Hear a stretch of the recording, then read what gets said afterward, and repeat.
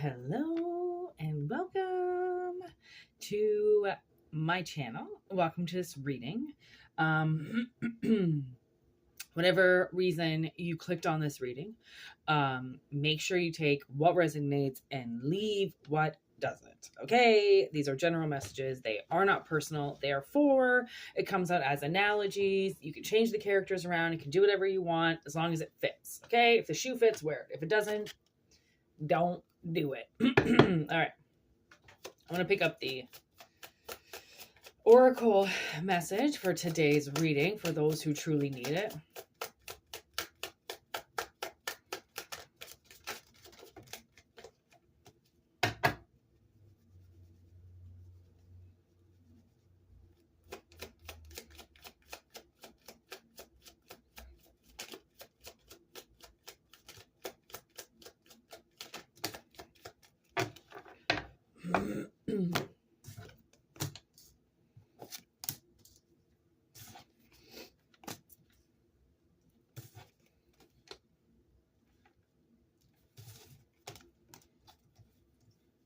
Okay, so right away, right off the whim, I'm getting quite a bit of pings, okay?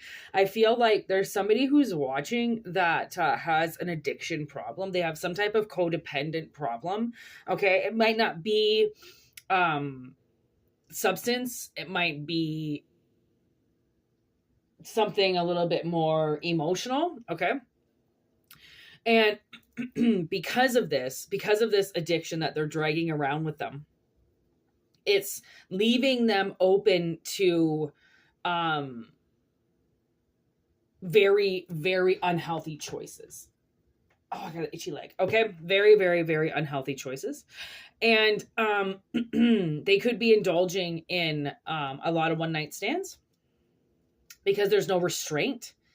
Okay, they could have like multiple partners, or their partners could want to sleep with other people, so they're having orgies. I think a lot of sex possibly could be the addiction. Let's see here. What is this person's addiction? And again, take what resonates. It's going to be different for everybody. What is this person's addiction? Okay, so we got a few of them. One person's addiction is they feel like they're always unlucky. Okay, no matter what they're going to be, it's lucky in reverse. It's always going to turn out unlucky for them for some reason. Okay, one person,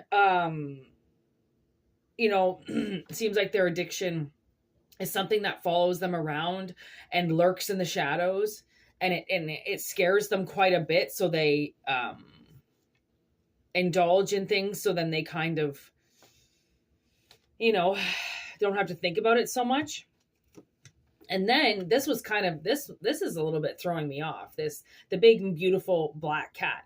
Okay, this card is for a cat that just decided to come and live with me one day, and her name was Chevy. And she was very detached, very aggressive, and she wanted a place to live. And she came and lived with me and my sister. My sister's dog died, and tragically, and Chevy moved in. It was like Chevy was waiting. She was the neighborhood cat. It was as if she was waiting to move in with us all the time. And we gave her everything. We put her on the best cat food possible, the most expensive cat food you could possibly get. She was really neglected. And that was really her mother's fault. Her mother bought her and then gave her up for a dog and then moved away and kind of left her ex-boyfriend with it when her ex-boyfriend didn't want the cat, right? So she was left with people who didn't want her, right? So when she came and moved with us, she knew that we would give her a life and let her come and go as she pleased. Like, she'd just be gone all day. We didn't know where she was, but we would call her and she'd come running. Like, those cat commercials, literally, we would shake the bag of treats and she would just come from whatever direction in the backyard. And we lived in a city, so who knows where she was all day. She could have just been in the backyard of the people that were behind us. But I don't know. Okay. I don't know what that little short story has to do with somebody. But, okay, a couple more addictions coming out. Somebody's addiction could be magic, doing spells. Okay. Another person's could be hanging in situations and never getting out of it, just continuing to hang and hang and hang in your own misery almost. Okay. And then we've got ghost. Seems like somebody's addiction is part of the past, always follows them around, something to do with this like shark. Okay. And then I'm going to stop at this card, vampire. Okay. So somebody's addictions literally could be to go out and suck the lives out of other people, right? They suck the energy out of lives. They suck the energy out of the crowd, right? And then it makes them feel on top of the world. And then we've got warlock. So whatever this is, whoever this is, they have the ability to do magic. I don't know why they're doing so much magic, but they're doing quite a bit of magic. And I think maybe this person needs to calm down a bit, right? On what it is they're doing. Maybe they're trying to make a lot of the ghosts of the past go away, right? And they're trying to do things, and it's very frustrating to them because they're trying to use their natural instincts, but their natural instincts are going a little bit above and beyond. Because, okay, so I don't know if somebody from the past is going to be coming back. That has now chosen healthier choices. Okay. They want to be happy. They don't want to be sad. They don't want to be depressed anymore. They don't want to be this open option for everybody anymore. Like, I don't know if this person is a slut and they're just like used to, banging. That's the thing, is like just banging different people or something like that. I don't know, but something, they're learning something through a camera. So I don't know if they are Memento Mori. What the fuck is that? Why does this keep coming up? Memento Mori. What is that? I'm gonna have to look it up. It came up again. I don't know if it's like a band or a keepsake. I don't know, something from the past. I don't know if you're bringing up memories with somebody.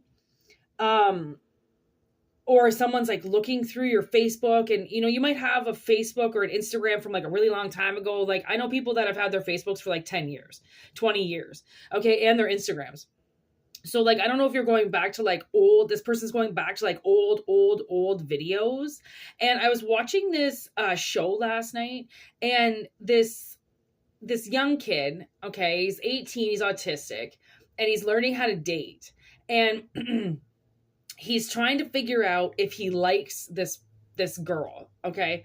And because he's got all these cons on the list about things that really annoy him when it comes to her that she does, but the pros list is getting higher and higher and higher. So he's like, he's trying to evaluate how he likes this person, but he keeps writing everything down.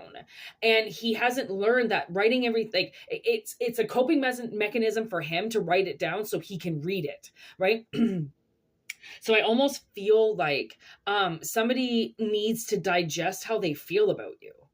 And they're figuring out that they like you.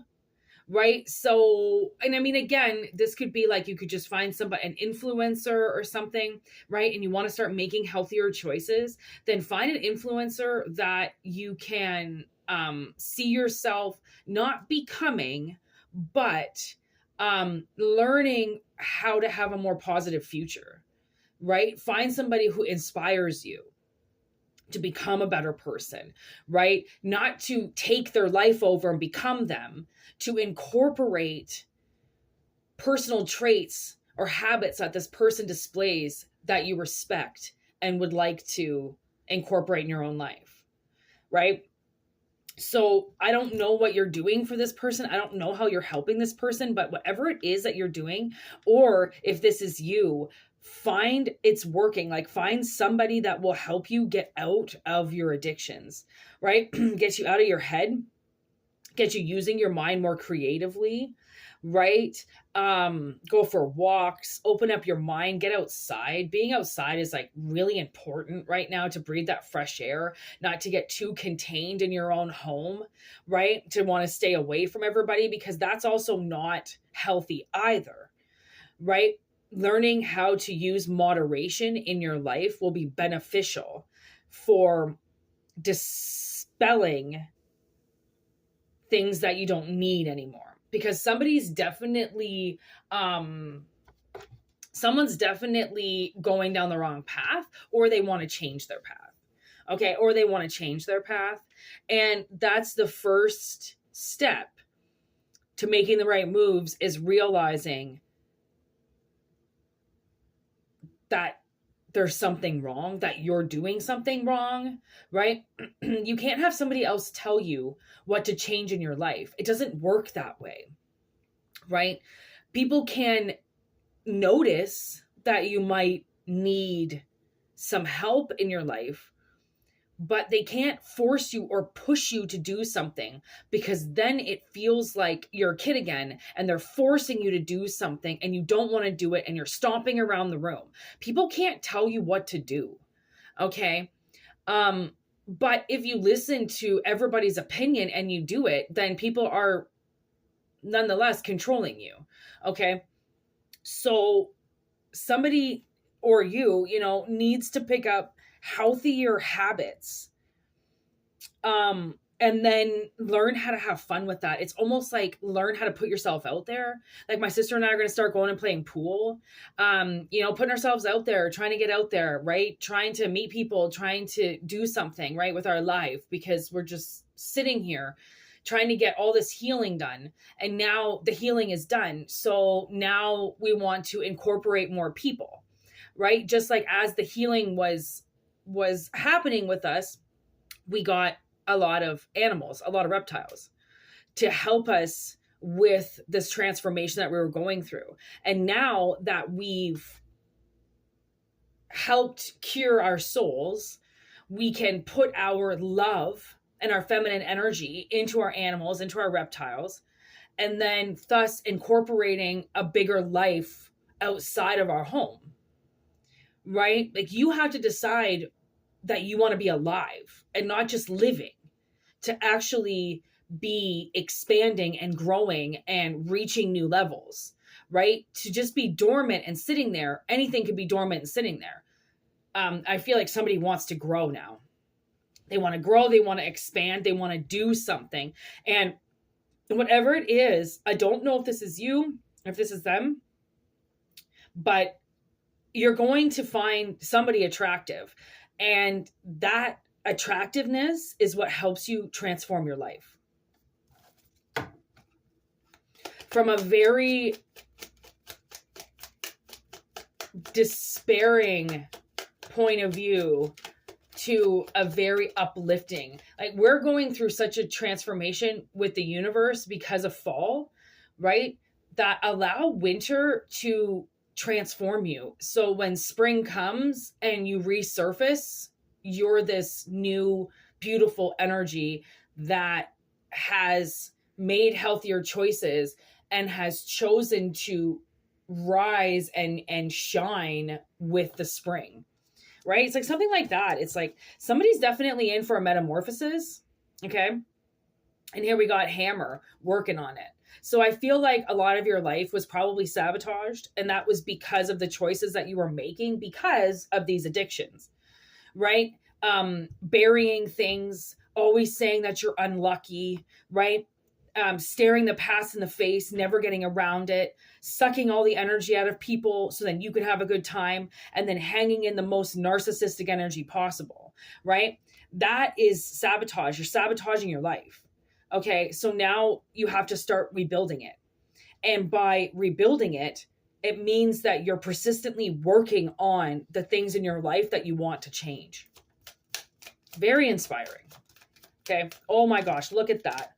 Oh my goodness, look at this. Okay, we got the dragonfly with engagement ring. So whatever this metamorphosis is, it's transforming you literally into another phase. Which I don't know if you're married. If you are, your marriage is going to go from very dull to very bright, like you're in the engagement phase again, because you've lifted yourself. You've let this darkness go, right? And darkness can hide in the shadows of people's marriages quite a bit, right? Like suddenly they want to race to the finish line. They want to race to the wedding aisle, and then they can hide all of their demons in their partner, and they never have to surface them again because they're married and they don't have to try, right? A lot of people have the very wrong idea about marriage and why it's there. They use it more as a comforting pillow to their life than a structure that helps stabilize them and they doing the same, right? A partnership is that it's a partnership. It's not so one person can hang out on the other person's energy all day every day and never give back. Like, it's a standing structure. You both have to work on it, right? So I feel like somebody's metamorphosis, okay, find something that you like, okay, and follow that and incorporate different things and different influencers and different modules of this as you go, as your skills increase, as your lessons progress, right? And get out of this energy from the past that is lurking around you and making you feel like you're the unluckiest person in the world. Luck is a feeling. Okay, it's a feeling. And for the most part, luck is based off of your personal journey. It's based off of communication with your body. It's based off of doing things when you get the urge to do them, following your heart, following the guided words in your head about the inspiration of where you're going, right? That's all more a part of it than I think this person realizes. That is luck. Luck doesn't have anything to do with it, right? You are the one that creates your own luck by following your footsteps, by following your path.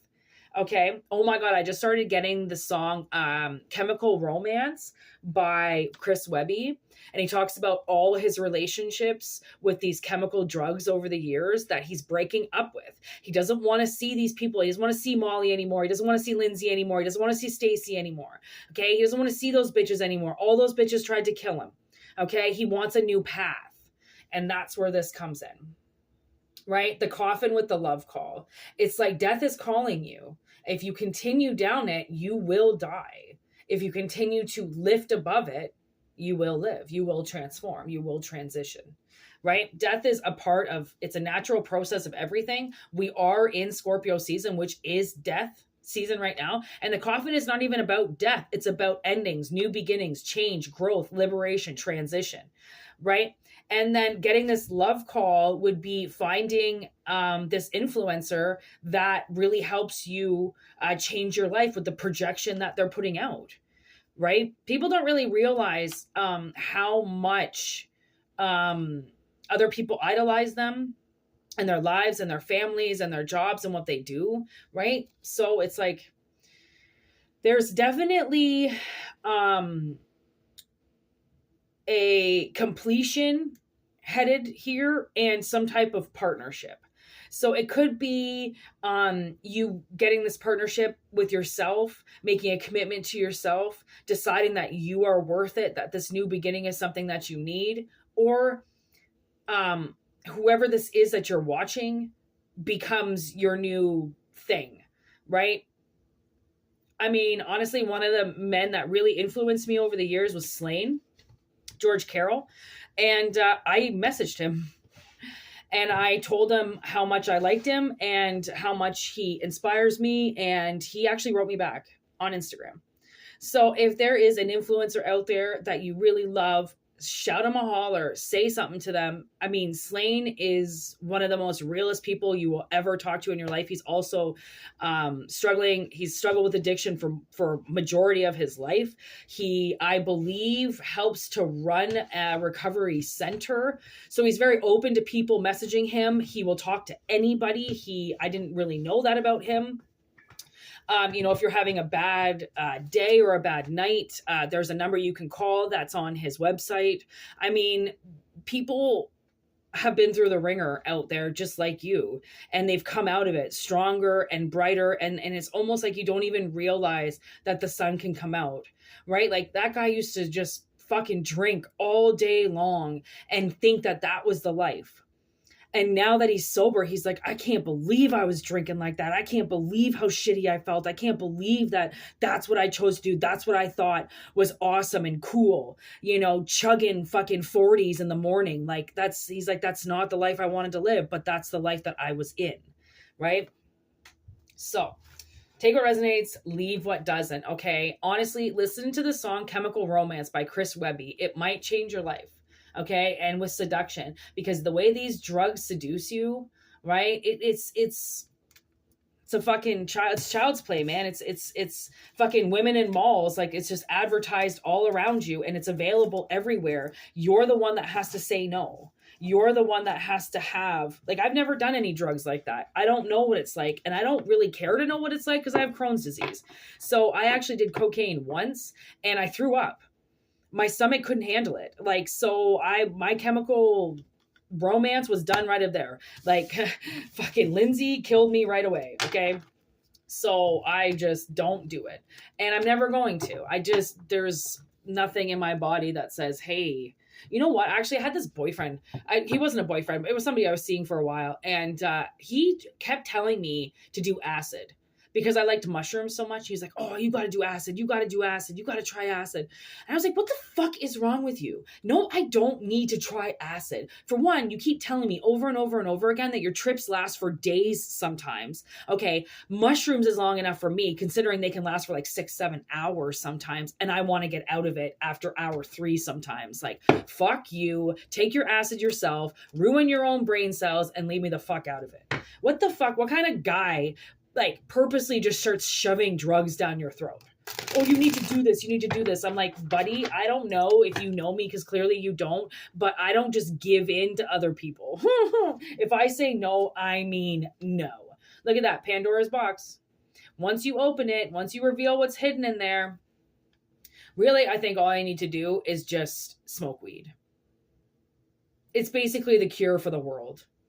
I've been recently listening to a lot of Junior Gong Marley, Damien, and Damien bought old prison, an abandoned prison back in the day, but like, I don't know, maybe 5-10 years ago, something like that.